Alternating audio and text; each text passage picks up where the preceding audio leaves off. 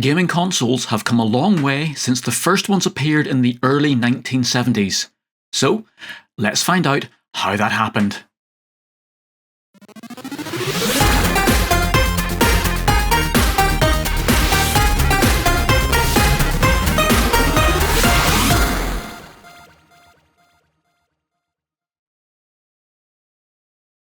Hi and welcome to Bytes and Bits. It's very easy for us to take the hardware that our games run on for granted. We expect it to get better and better, giving us more immersive, realistic and enjoyable experiences year on year.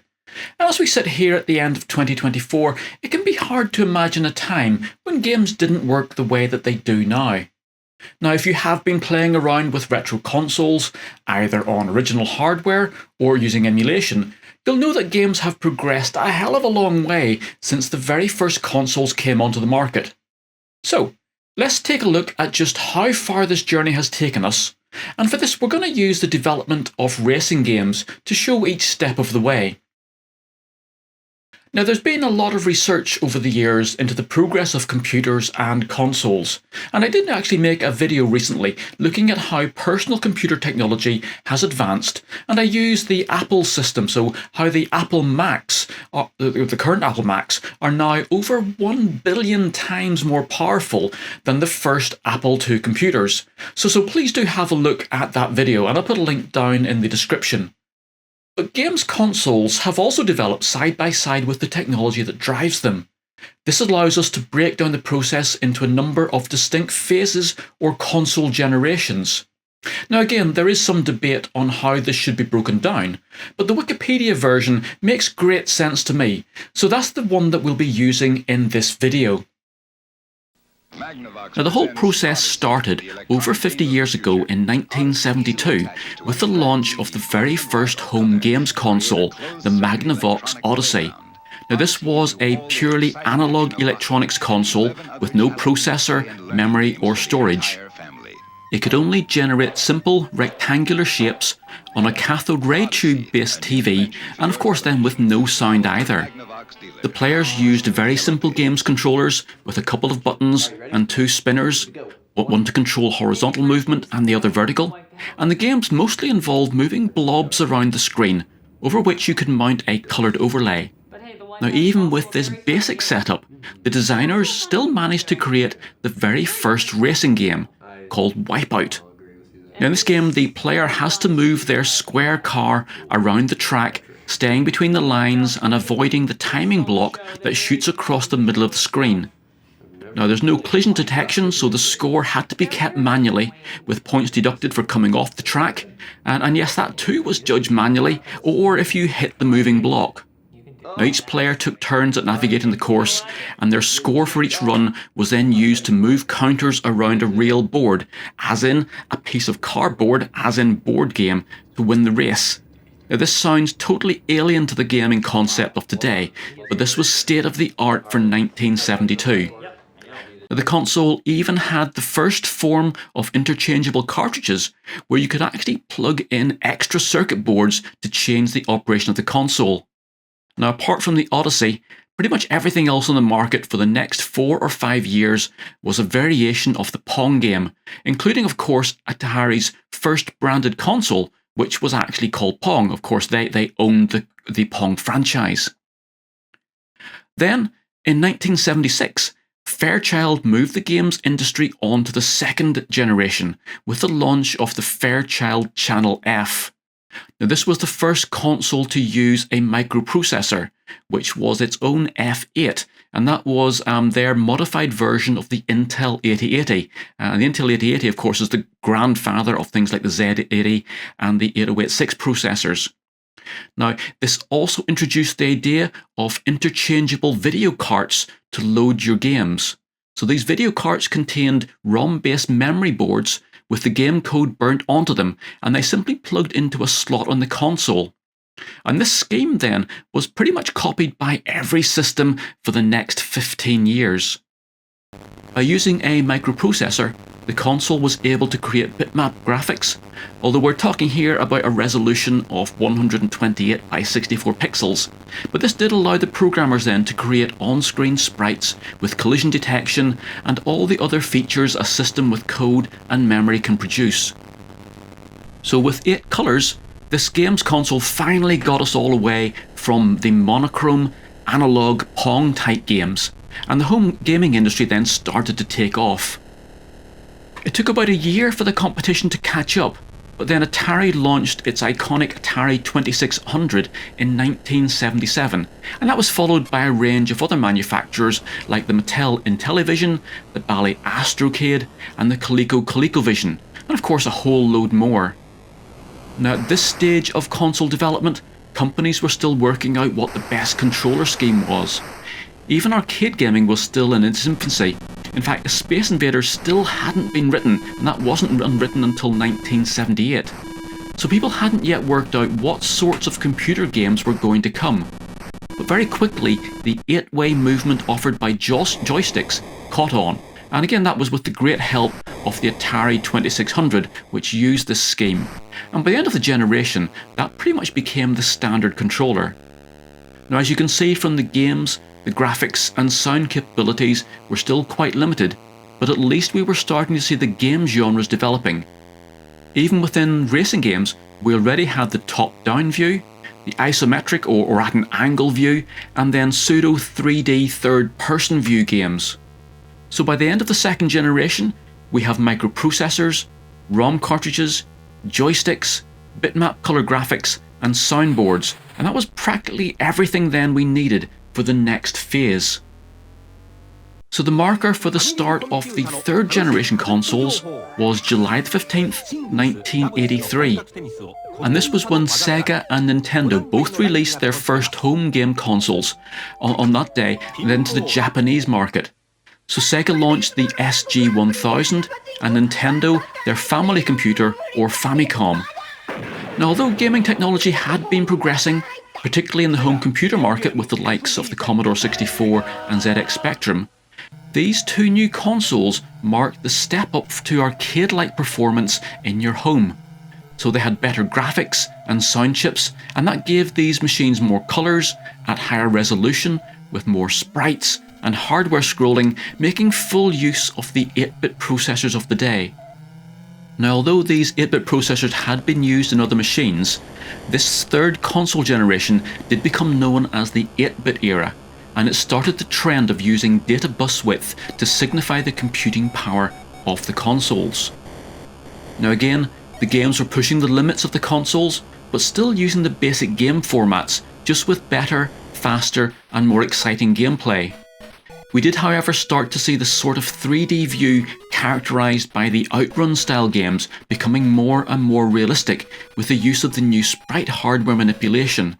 Now this allowed the consoles to move and scale the slices of scenery fast enough to give that real feeling of speed.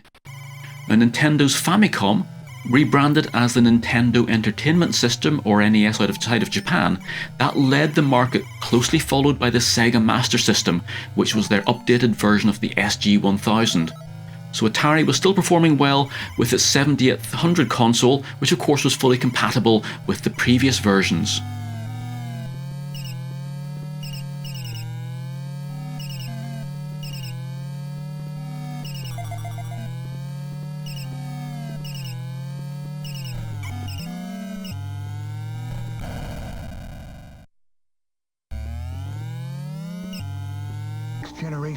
So in the 1987 we moved on to the fourth generation, where NEC launched the first 16-bit console, which was the PC Engine or the TurboGrafx 16.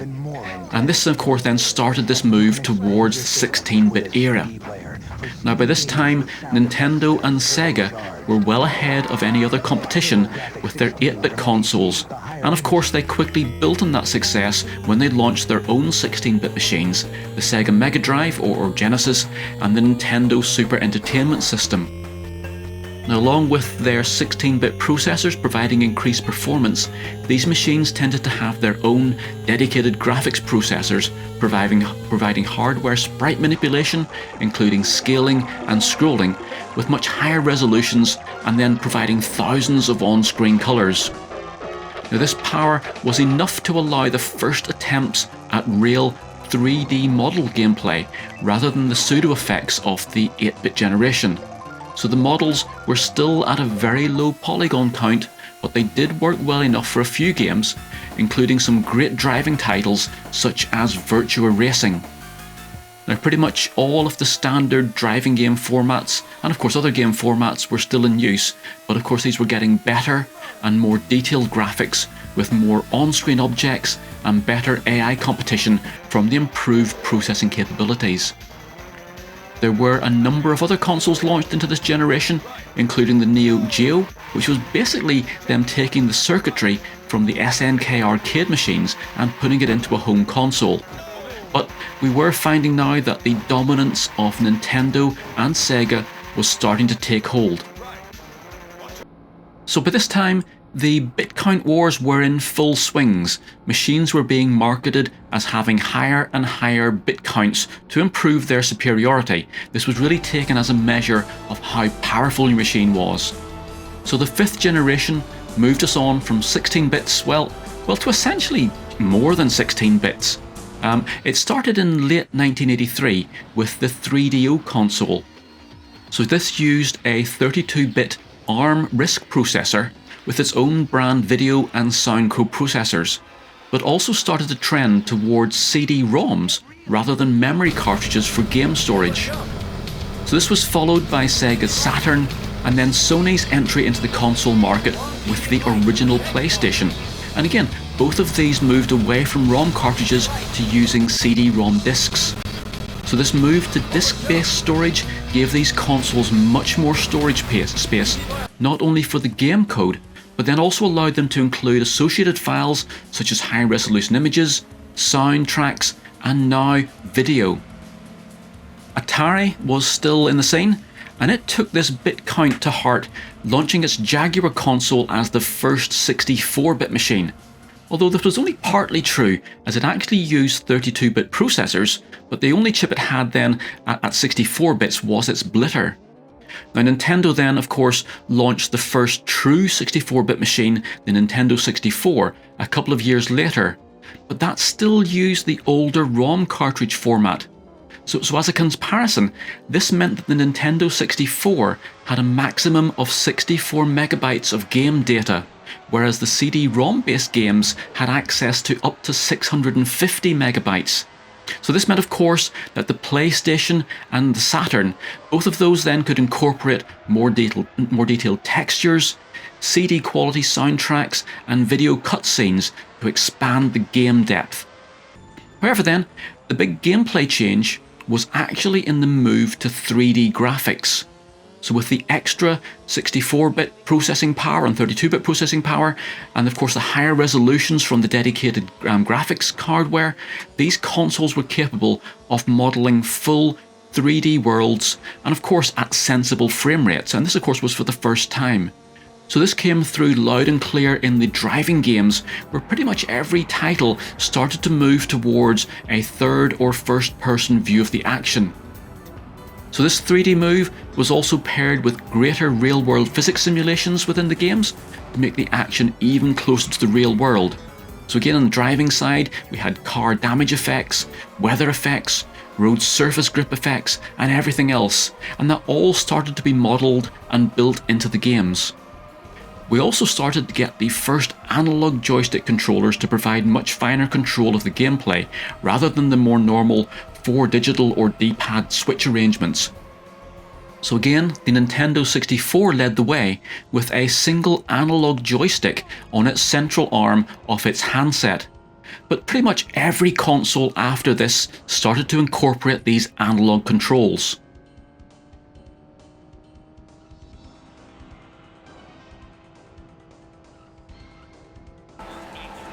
So moving on then, by the end of 1998, the bit wars had really come to an end.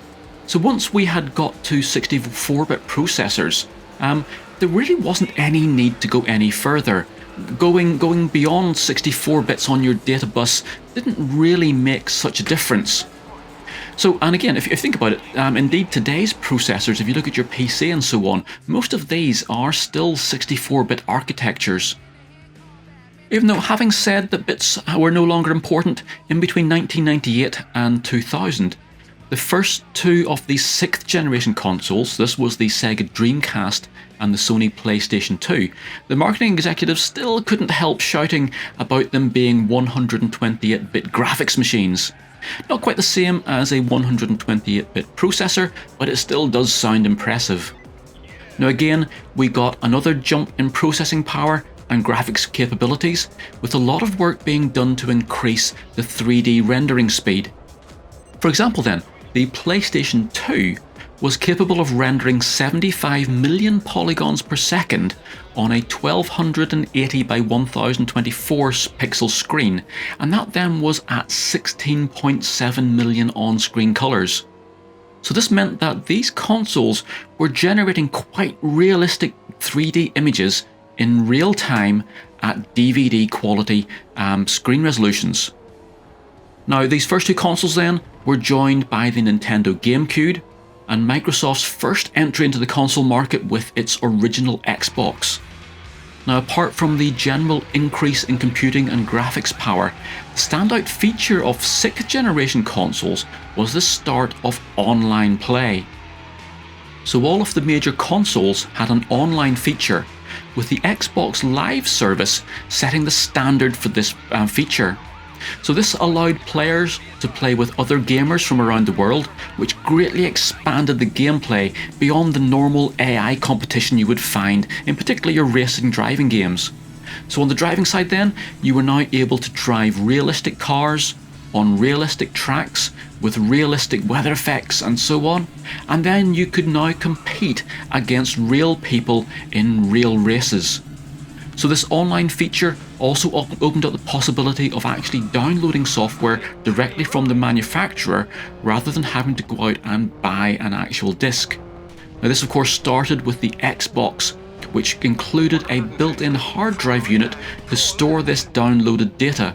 And that was a feature then of course that other manufacturers soon copied with either add-ons for their 6th generation consoles or that they brought in during the next iteration.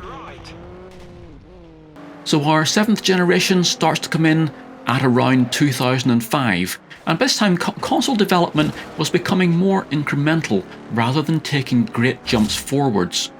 For example, Microsoft's new Xbox, the Xbox 360, was actually able to render its games at a native 720p high-D resolution. Now it did provide some full 1080p output, but it actually was rendering the games at the lower resolution and then scaling up to the full HD output.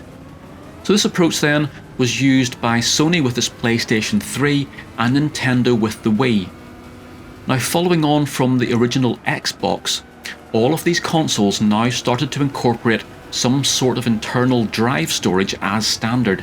So the Xbox and PlayStation 3 used hard drives, initially with quite small hard drives, but of course as that technology progressed, moving up to sort of multi-gigabyte drives. But the Wii, actually, Nintendo decided to cut costs by using a built-in 512 megabyte flash card, which of course limited the amount of data which you could download or store. But all of these consoles could now save game progress, download updates, and the Xbox and PlayStation 3 could now download complete games from their respective online stores. So even with these progressions, the big feature of the 7th generation was motion control. So this started with the Nintendo Wii. Now Nintendo had deviated from the normal console progression with this device. So instead of going for out-and-out power as with the other two, it aimed its console at a family gaming concept and developed a unique motion and position-sensitive controller, the Wii Remote or Wiimote.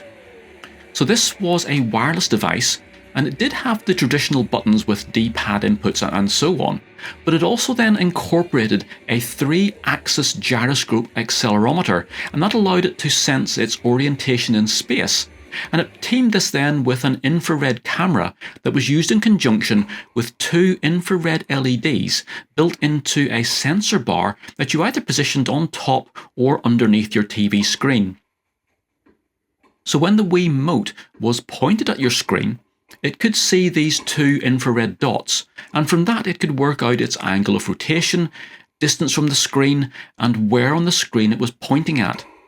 So this sensor then allowed the game developers to add gesture recognition to their code, so that you could, for example, drive your car by simply tilting your remote, or even go as far as playing on-screen tennis, where it would be able to sense you swinging the remote, and of course then you could use that to actually hit the ball on the screen with your controller.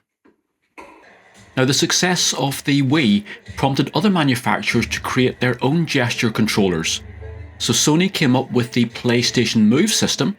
So that again used a gyroscopic sensor handset, but this had a TV mounted camera, and that then looked at where the handset was positioned and in effect then mimicked the Wii setup. Microsoft then went a completely different way with their Kinect sensor. So this was a very ambitious project that used both a visible light camera and a depth sensing infrared camera to allow it to build a 3D image of what it was looking at.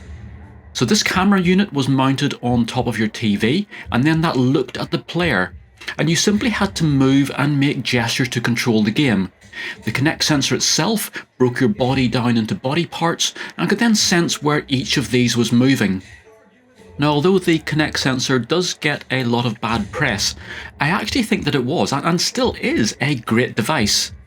Maybe slightly ahead of its time, but great fun, and one that never really managed to reach its full potential. Now, at this point, consoles were basically everything that we have in our current models, just with less power and lower resolution graphics. Games had reached a very acceptable levels of realism, and all the game genres had settled down into the games that we now know and love. So this is one of the main reasons why I love these 7th generation machines. Not only can they play most of the games that you want, but they are very cheap to buy and expand with all of these extra sensors, and above all you can hack them very easily. Now, if that's not something you know much about, then please do check out my console hacking playlist, and again I'll put links to that down in the description. So from here on then, basically we are getting an increasing computing power with each new console generation. From 2012, the 8th generation machines, such as the Nintendo Wii U and then its Switch, the PlayStation 4 and the Xbox One, all increased processor and graphics power. So these were now able to get full 4K resolutions, giving us ultra-realistic gameplay with plenty of processing power to model entire worlds down to minute levels of detail. So with these Generation 4 machines, we also start to get the beginnings of virtual reality gameplay, with Sony releasing their PlayStation VR headset, and that then bringing a new fully immersive experience onto the scene. All of the online services were expanding, and that becoming one of the major parts of these systems. And again, Microsoft then introduced its Xbox Pass with online gaming, and then allowing you to actually stream games rather than putting them actually on your machine. So finally then, in 2020, we get to our current crop of consoles. So again, everything moved up another notch in the performance stakes, with full ray tracing capabilities and particle modelling effects, and that then allows them to completely simulate the real world down to extraordinary levels of fine detail. And at this point now, it becomes really hard to tell gameplay from HD video. So that's pretty much where we've got to at the present day with our Xbox Series X and Series S and our PlayStation 5. So all that's left now is to wait for our 10th generation consoles to be released, which should be in the next couple of years, and we'll see what the hardware manufacturers have come up with as the outstanding features for those. So I hope you found this video interesting. Please do click that like button and subscribe to the channel for more gaming and console and electronics and making videos. I look forward to seeing you again very soon, and bye for now.